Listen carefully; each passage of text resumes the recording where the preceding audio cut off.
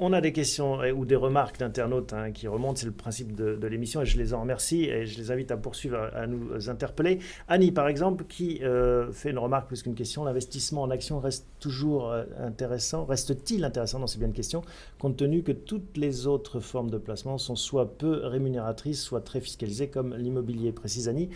Bon, j'imagine qu'on va demander à des boursiers si la bourse continue à être intéressante. La réponse est évidente, mais pourquoi ça reste intéressant à vos yeux? Bah, écoutez, en fait, bon, moi je prêche pour ma paroisse évidemment, sur la zone européenne, et c'est là où nous investissons, les bénéfices sont en croissance. On a quand même des marges qui sont en train de s'améliorer, on a des vents extrêmement porteurs avec un dollar qui est enfin une parité euro-dollar qui est enfin bénéfique pour nos sociétés. Nos sociétés ont été pénalisées pendant de nombreuses années par un euro qui était beaucoup trop fort. Donc là, c'est quand même une bouffée d'oxygène. On a le prix du baril qui est quand même en forte baisse, ça peut pénaliser beaucoup de pays, mais c'est un avantage pour l'Europe. Et enfin, on a des taux d'intérêt qui sont extrêmement bas. Et donc, les sociétés peuvent emprunter, peuvent investir, peuvent se développer ou faire des acquisitions à des conditions extrêmement intéressantes. Avec un Donc, décalage de perception parfois entre ce que ressent le français lambda, avec des chiffres du chômage qui montent, avec une situation économique qui semble pas forcément toujours aller au mieux. Malgré tout, vous dites en bourse, il y a des entreprises françaises qui s'en sortent très bien. C'est ça aussi qui est parfois difficile à percevoir. Quand vous dites en Europe, ça va beaucoup mieux, tout le monde ne le ressent pas comme ça actuellement. Alors, c'est vrai qu'il y a un peu une dichotomie entre la perception qu'on peut avoir de la France aujourd'hui et le marché français. En fait, si vous regardez, le marché français en Europe est le marché qui bénéficie le plus de cette hausse du dollar.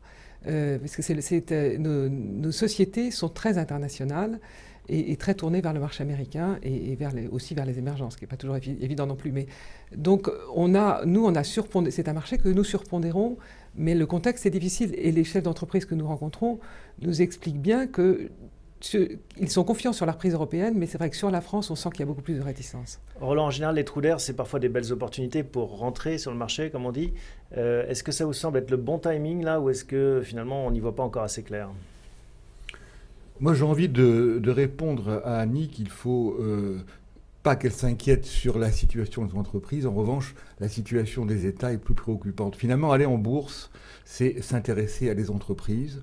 Et on se rend bien compte que finalement, les entreprises, depuis de nombreuses années, ont fait des efforts pour se désendetter, pour aller chercher la croissance dans les pays émergents. Ok, maintenant la croissance est un peu moins forte, mais dès qu'il y a un problème, on réagit très vite, on est réactif. Et malgré toutes les difficultés, peut-être que les bénéfices vont moins augmenter, ils vont un petit peu plafonner, mais on a vraiment investir en bourse, c'est investir sur l'avenir d'une entreprise. Et je pense qu'on peut être très confiant sur l'avenir des entreprises, y compris françaises, et beaucoup plus peut-être réservé sur la gestion de l'État. Donc finalement, quand on a de l'argent, soit on le place sur des obligations, pour simplifier, le livret A, bon, en tout cas sur des taux, sur les actions, sur l'immobilier. L'immobilier a beaucoup monté, une fiscalité qui devient insupportable, on ne va pas revenir là-dessus. Et sur les obligations, on a pratiquement plus aucune rémunération. On n'est pas du tout au stade américain. On a toujours des taux très très bas et qui vont rester bas. Donc finalement, miser sur les actions, c'est miser sur l'entreprise et peut-être sur les entreprises françaises justement qui marchent très très bien.